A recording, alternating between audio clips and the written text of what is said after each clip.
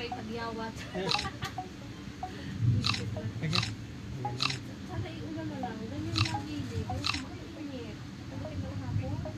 Eh, paano kung hindi naman dumudami? Lalo mas mainit.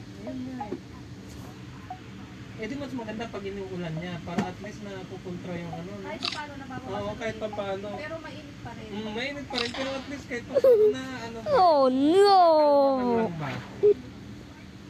Hindi yung buo maghapon.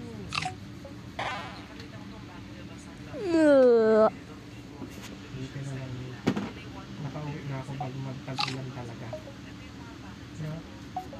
Saka nakauwi na ako after na nung bagyo. Di ba? Maganda yung ano ng... Maganda yung pasok ng anak Yo! ko. Kasi may kinakatakot ko. Ay, baka pag may bagyo ako, baka maano. Yung flight mo. O yun nga, baka yung flight ma-cancel or ang tawag dito, ma-delay. Okay lang yung delay ang oras eh. Walang problema. Oo, yun nga, ang problema pag na-cancel kasi gawa ng bagyo. Buti na lang. Ang ganda ng timing ng ano. Punta mo, ang smooth ng... Nagulat niya ako na Ang sinabi mo smooth na ng biyahe. Ang may nakalapag na bilis kami. natin, May. Ang bilis.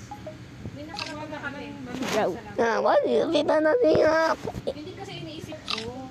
Kasi Iniisip mo baka bumaba pa kayo, baka mag-park pa kayo. Hindi, ang iniisip ko kasi baka mamaya ano.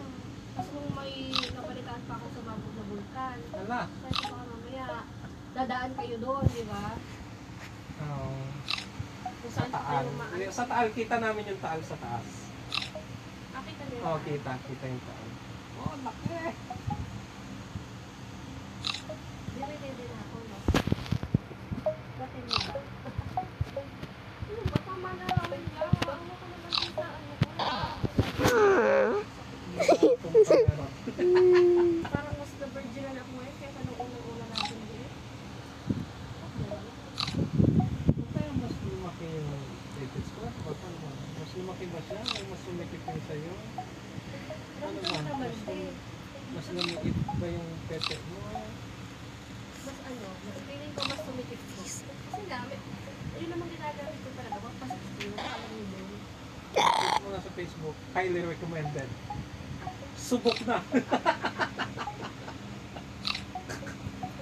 Highly recommended by professional.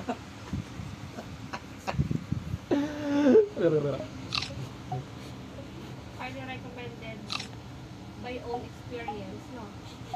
Oo. Siguradong masikip. Siguradong kikipot. Siguradong mawawara. Yan lang. No, no, no, no, please, no. Kumawara ng aking pukilya. Recommended sa madalas din babae pala yan. Para hindi tawag dito may mga asawang OFW na ano, no?